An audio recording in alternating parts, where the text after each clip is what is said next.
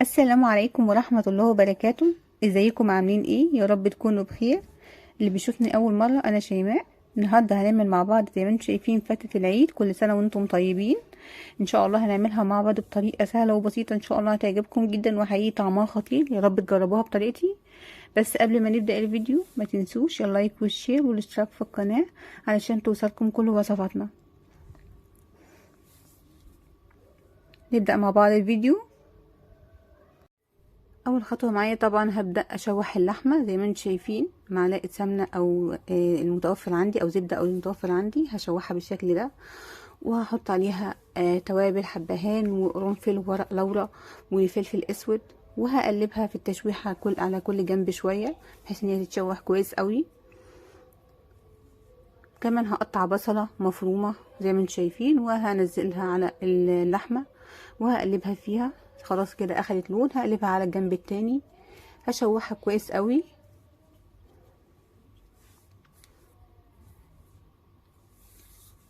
وطبعا هبدأ احط مية مغلية، اغلي مية علشان اسلق فيها اللحمة. خلاص كده زي ما انتم شايفين اللحمة اتشوحت كويس قوي ونزلت ميتها، ما بقاش فيها حاجة وبقت جميلة جدا وخدت لون جميل جدا. والمية بتاعتي خلاص غلت زي ما احنا شايفين. هبدأ انزل فيها باللحمة وهضيف عليها بصلة. بعد كده اول ما ترجع تغلي تاني هبدأ اشيل القليم اللي شايفينه على السطح ده بالمعلقة كده، وهبدأ اطلع كل القليم ده، لان القليم ده بيخلي الشوربة مش حلوة خالص وطعمها وريحتها كمان مش حلوة ابدا.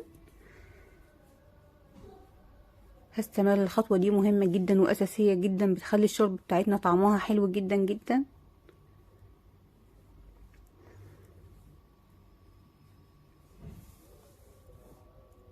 زي ما احنا شايفين انا شلت كل ريم. اي ريم بيطلع على السطح على طول بشيله بالمعلقة اول باول.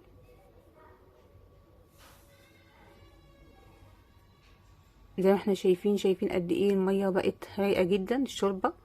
هبدأ اضيف التوابل. طبعا ما ينفعش نضيف التوابل الاول عشان هتطلع مع الريم. بعد كده هقطع الجزرة واضيفها كمان مع البصلة، وهبدأ اغطي عليها الحلة بالشكل ده عشان ما تفورش على البوتاجاز، نص تغطية. بعد كده هبدأ اعمل الصلصة بتاعة الفتة. زي ما احنا شايفين معلقة سمنة بلدي او زبدة وزيت طبعا، وهبدأ انزل بالثوم مفروم. هحمره بحيث ان هو ما ياخدش، اول ما ياخد لون ذهبي كده ما سيبهوش ياخد لون يتحرق، لان بيدي طعم مرار مش حلو ابدا في الفتة.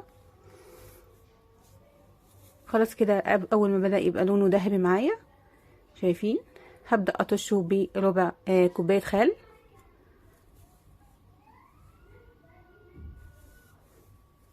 وهبدأ اقلب بالشكل ده. وهضيف عصير الطماطم، طبعا عملتها بالخلاط، كوبايتين عصير طماطم او حسب كمية الصلصة اللي انا عايزة اعملها. وهقلبها وابدأ اضيف لها التوابل. طبعا هضيف ملح وفلفل اسود، وهضيف كمان 7 بهارات، وكمان هضيف رشة سكر، معلقة صغيرة سكر بتبقى حلوة جدا وبتعادل الطعم، بتبقى حلوة قوي. وهسيب الصوص بتاعنا يتسبك. زي ما انتم شايفين هي خلاص كده اتسبكت. شايفين ما بقاش فيها ميه والقوام بقى تقيل جدا، سبكت. هبدأ اضيف لها معلقتين شوربة بتاعة اللحمة، تديها طعم ونكهة حلوة جدا جدا، وتخلي كمان القوام سايل شوية، ما يبقاش ماسك قوي. هقلبها. شايفين القوام جميل ازاي؟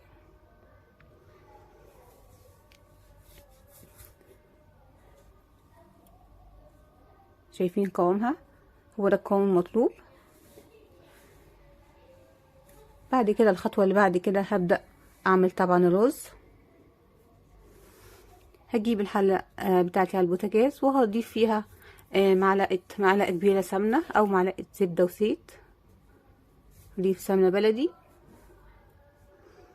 وهضيف معلقتين زيت.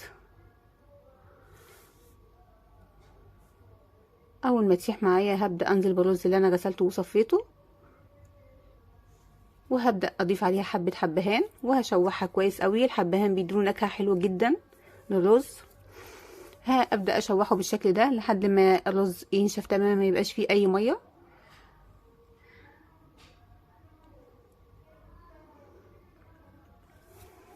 مهم جدا ان احنا نشوح الرز كويس قوي علشان يبقى مفلفل معانا.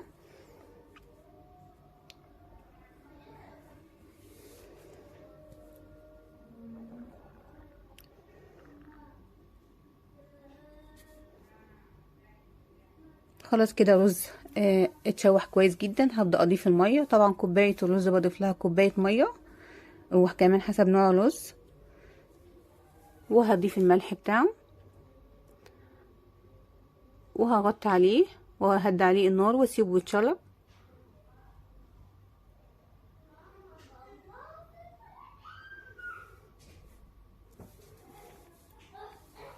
اللحمة خلاص استوت زي ما انتم شايفين. هبدأ اطلعها، وهبدأ اعمل العيش. طبعا قطعته عيش بلدي زي ما احنا شايفين، قطعته زي ما انتم شايفين قطع صغيرة بالشكل ده. هجيبه على البوتاجاز على نار هادية، وهضيف له معلقة كبيرة زبدة، وهبدأ اشوح العيش في الزبدة بالشكل ده على نار هادية، بحيث ان كل العيش يبقى عليه زبدة. انا الهدف من الخطوة دي ان كل العيش يشرب من الزبدة. هستمر في تقليبه بالشكل ده، طبعا النار هادية جدا جدا.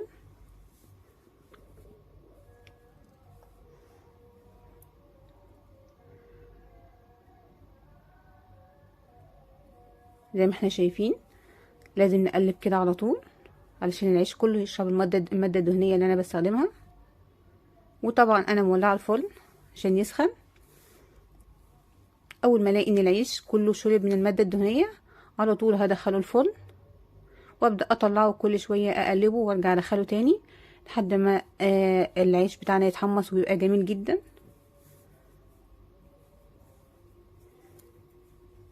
خلاص كده هو شرب المادة الدهنية، هدخله الفرن.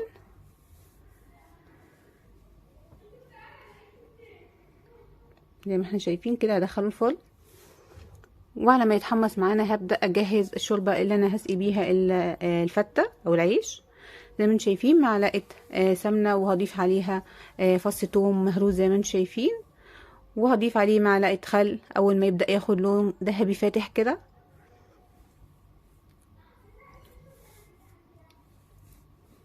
بعدين هنزل بكمية الشوربة اللي انا هضيفها للعيش.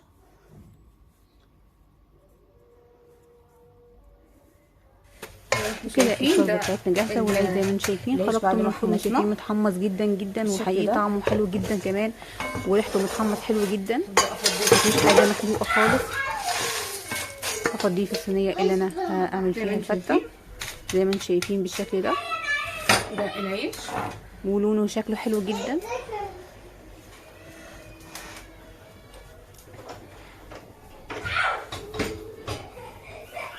هبدأ اضيف الشوربة، وهبدأ اضيف عليه. طبعا مش هنكتر قوي شوربة، خلي بالنا ان هي دوب تبقى في مستوى العيش بالشكل ده، ما تزيدش عن كده.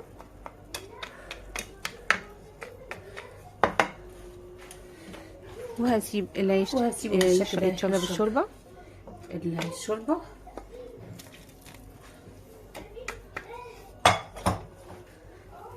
بعد كده هبدأ احمر اللحمة على ما العيش يشرب الشوربة. هحمرها في معلقة زبدة ومعلقتين زيت بالشكل ده.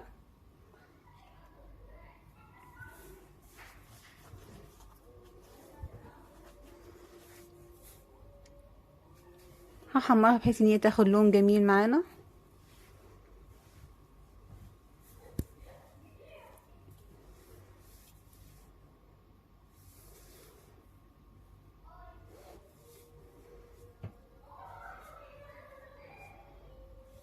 اغطيها كده دقيقة. خلاص كده اخدت لون، هقلبها على الوش التاني، وهكذا احمرها لحد ما تتحمر كلها وتاخد لون حلو، او اللون اللي احنا طالبينه حسب رغبتنا. كده خلاص اللحمة جاهزة معايا. هبدأ اكمل الفتة. هعمل طبقة الرز. شايفين الرز لونه ابيض وجميل ازاي؟ ممكن كمان نضيف له معلقة خل واحنا بنسويه، بتخلي لونه كمان ابيض. هوزع طبقة الرز بالشكل ده واسويها.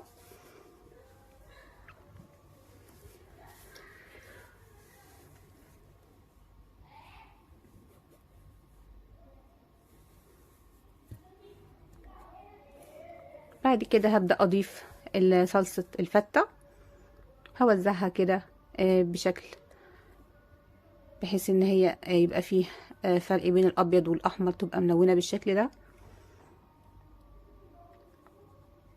يعني ما غطيش السطح كله بالشوربة بالصلصة. وهوزع عليها اللحمة بنفس الطريقة.